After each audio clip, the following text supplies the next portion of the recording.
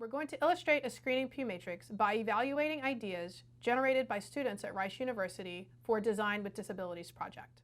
The challenge presented was to develop an eating utensil, specifically a spoon, to help kids with arthrogryposis eat more independently. So individuals with arthrogryposis have limited range of motion in their arms and hands, as well as power in their grip. So these individuals are able to extend their arms, but they're not able to flex their arms. In other words, they struggle to bring their hand to their mouth, thus limiting their ability to feed themselves independently. The target market for this project are kids ages 5 through 12 who are in the public schools. Ideally, the spoon should be able to be carried in their backpack, allowing them to be independent during the school day. In this video, we're going to set up and complete a screening Pew matrix for the design of a spoon for kids with arthrogryposis. We identified 6 design criteria: time, transport, ease of use, lightweight, durability, and cost. So for feeding time, the design criteria is to reduce the time in half as compared to eating without a modified spoon. For successful transport, the design criteria is that 80% of the food that is gathered up by the spoon ends up in the individual's mouth. For ease of use, the design criteria is that 70% of pediatric patients with arthrogryposis can grip and use the device without assistance. For weight, the design criteria is less than or equal to 200 grams, which is about equivalent to 2 metal spoons. For durability, the design criteria is that it lasts greater than or equal to 1 year. And finally, for cost, the design criteria is that it is less than $20. Once these design criteria have been established, you can move to the first step of setting up your screening Pew matrix. In this first step, you want to list the design criteria along the left-hand side of the chart. When most design teams at Rice tackled this problem, they had 40 to 50 brainstormed ideas. We've selected 9 for illustration purposes. Solution A attaches to the arm of the child. They use their other arm to pull a string which transfers the spoon from the plate to the mouth. Solution B is a telescoping spoon. You can use a trigger button to extend the spoon and a different trigger to retract the spoon, moving food from the plate to the mouth. Solution C is a device that attaches to the table that gives the child a lever arm to bend their elbow to move the food from the plate to the mouth. Solution D is a 4-bar linkage. When the device is extended horizontally, the spoon is close to the plate. When the edges are pushed in, the spoon extends and delivers the food to the mouth. Solution E is a long spoon with a right angle. The end of the spoon attaches to the glove, which the child can wear, facilitating eating. Solution F is the Winsford Feeder, a commercial product on the market. It's a mechanized device that operates a little bit like a turntable. The plate spins around, the spoon collects the food, and then delivers it to the child's mouth. Solution G is a long spoon, like Solution E. But this one is made of materials that can be bent and molded to fit the particular preferences of the child. Solution H is like a Ferris wheel. Here, a number of spoons are attached around a center axis. They rotate, scooping food from the plate and delivering it to the child's mouth. Solution I is a series of half cups attached with magnets. Here, the child scoops the food from the plate and then transfers the cups up to the mouth to eat.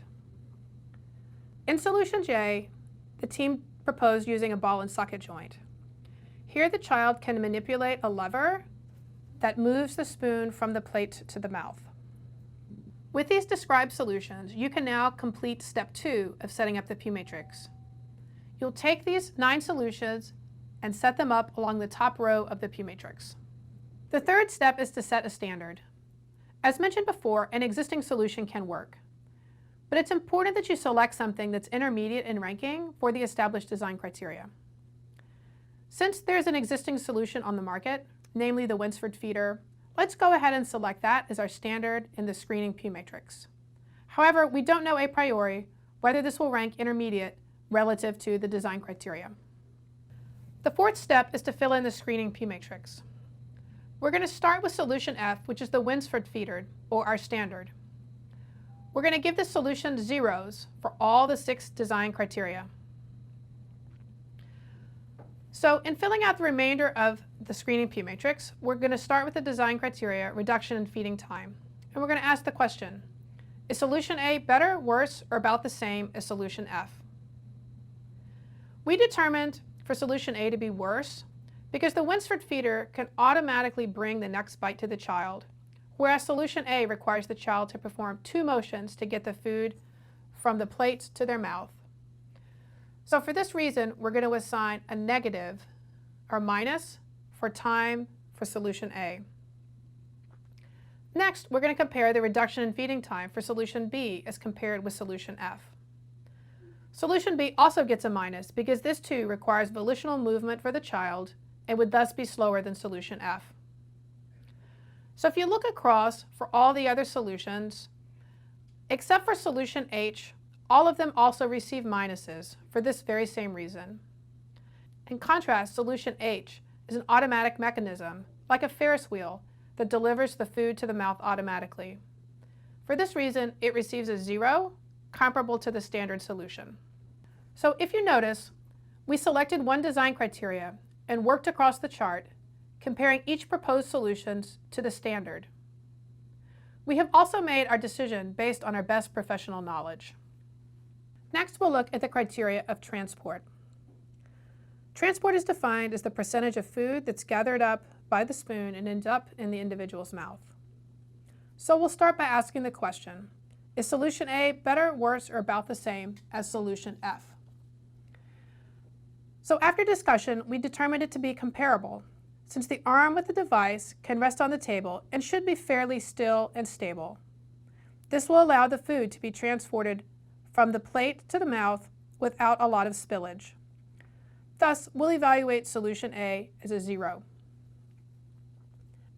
So let's consider solution B and ask the question, is solution B better, worse, or about the same as solution F? Now, with this telescoping function, it may be a little jumpy as it retreats, bringing the food from the plate to the mouth.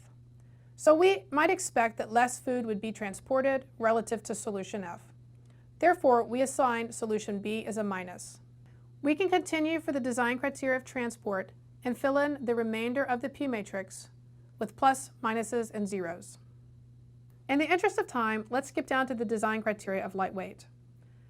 If we compare solution A with solution F and ask the question, how does solution A compare with solution F in terms of weight? So it's fairly easy to see that solution A should be considerably lighter than solution F, which we know to be 30 pounds. So we'll score solution A with a plus. If we look across the other devices, all of them will score as a plus because they too are more lightweight than solution F. The exception to this is solution H, which is likely to be of comparable weight. So let's consider the design criteria ease of use.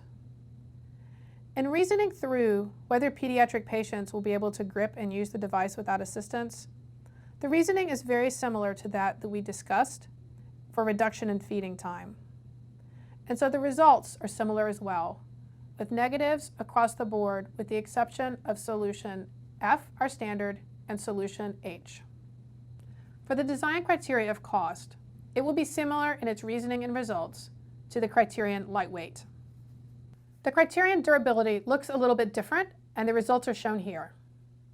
Now the chart is completely finished. We'll sum down each vertical column to determine its score. So step 6 is to reflect on the results. So you can see the solution B has a -2. All the other solutions are either a -1, a 0, or 1, noting that our standard scored as a 0. Step 7 is to select the concepts that move on from the screening matrix to the scoring matrix. Unfortunately, this screening matrix failed to identify poor solutions, hence it failed. So if you look carefully at the numerical results, with the exception of solution B, all the other solutions are compressed. They're basically within 1 point of the standard solution. With a Pew matrix that turns out like this, you can't really differentiate the solutions. As a result, this matrix failed.